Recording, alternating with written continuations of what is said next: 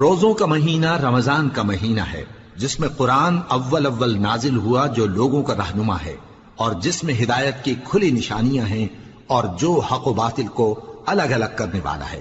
تو جو کوئی تم میں سے اس مہینے میں موجود ہو چاہیے کہ پورے مہینے کے روزے رکھے، اور جو بیمار ہو یا سفر میں ہو تو دوسرے دنوں میں روزے رکھ کر ان کا شمار پورا کر لے۔ اللہ تمہارے حق میں آسانی چاہتا ہے اور سختی نہیں چاہتا، اور یہ آسانی کا حکم اس لیے دیا گیا ہے کہ تم روزوں کا شمار پورا کر لو، اور اس احسان کے بدلے کہ اللہ نے تم کو ہدایت بخشی ہے تم اس کو بزرگی سے یاد کرو اور اس کا شکر کرو۔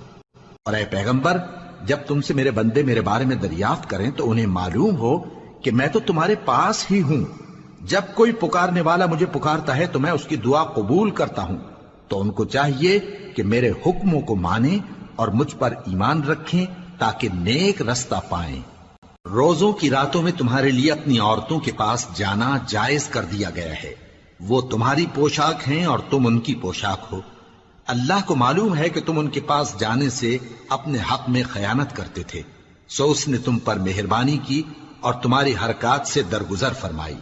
تو اب تم کو اختیار ہے کہ ان سے مباشرت کرو۔ اور اللہ نے جو چیز تمہارے لیے لکھ رکھی ہے یعنی اولاد، اس کو اللہ سے طلب کرو اور کھاؤ اور پیو، یہاں تک کہ صبح کی سفید دھاری رات کی سیاہ دھاری سے الگ نظر آنے لگے، پھر روزہ رکھ کر رات تک پورا کرو، اور جب تم مسجدوں میں اعتکاف بیٹھتے ہو تو ان سے مباشرت نہ کرو،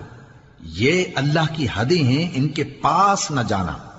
اسی طرح اللہ اپنی آیتیں لوگوں کے سمجھانے کے لیے کھول کھول کر بیان فرماتا ہے تاکہ وہ پرہیزگار بنے، اور آپس میں ایک دوسرے کا مال ناحق نہ کھاؤ